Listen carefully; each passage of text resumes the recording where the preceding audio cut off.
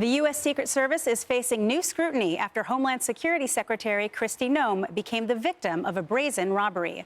DHS officials say Noem was eating dinner at a D.C. restaurant when a masked thief snatched her purse.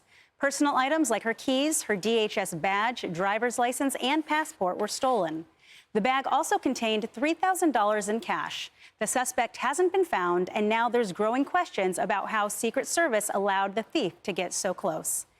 You know, Charles, I want to go to you on this because you've brought up the existing crime epidemic in our country already on the show.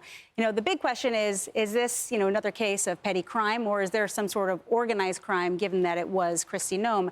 Let's just stick with it being another theft in D.C. D.C. had 4,000 incidents of theft in 2024. I mean, what do you make of this? No, I think it was just another brazen, random attack, and the confidence that these thieves have in certain areas, right? That A, they'll get away with it, and B, if they get caught, they'll get away with it, right? I mean, it's just it's so brazen and so frightening. And we've already seen a massive flight out of major urban areas because of this. This is probably the primary reason.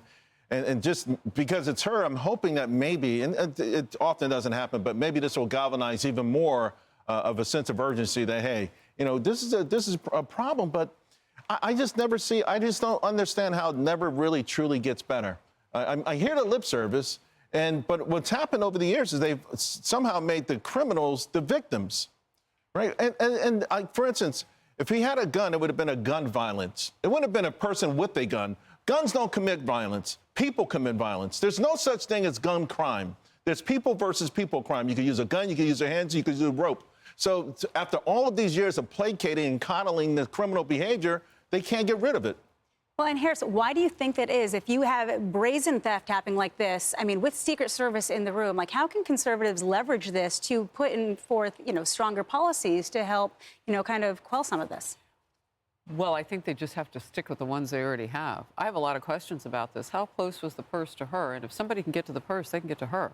Like, I'm thinking bigger picture now. She's not just a regular citizen. Sure. She's in charge of the Department of Homeland Security, keeping our nation safe. And so if her belongings, like a passport, that's important.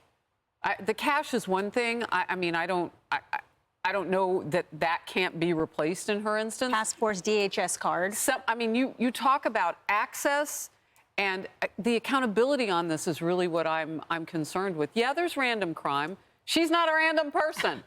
Not at all. And so I want to know, how close was this person, her possession? Did this person who stole it also have access to her? That's what I care about at this point, because we've had 2 assassination attempts on the current president when he was running. And I don't want to broaden this out and get everybody scared when they sleep at night, but I'm kept up at night by, okay, well, who hates the country enough to try something else? I want to get to the bottom of who took it, how close they were. We need more information. Well, that's the other side of this question, right, Rosanna? Is this a Secret Service failure, or was this just a random incidence of petty theft? But here's the other question, though, too. Is Secret Service only on her? Are they also in charge of protecting her possessions? Say her purse was on the other side of the restaurant. Well, apparently, I've heard some reports from D.C. reporters who said that her bag was down by her foot. So close. So it was very close. close. It was under her foot. Wow. And apparently, according to reports that I've seen in the D.C. area, this man was at another table right nearby and somehow used his foot to somehow swipe that bag underneath her foot, with 2 Secret Service keeping an eye on her. And then he casually walks out of the restaurant. It's very suspicious. There's something very weird there, that 2 Secret Service are not keeping an eye on everything.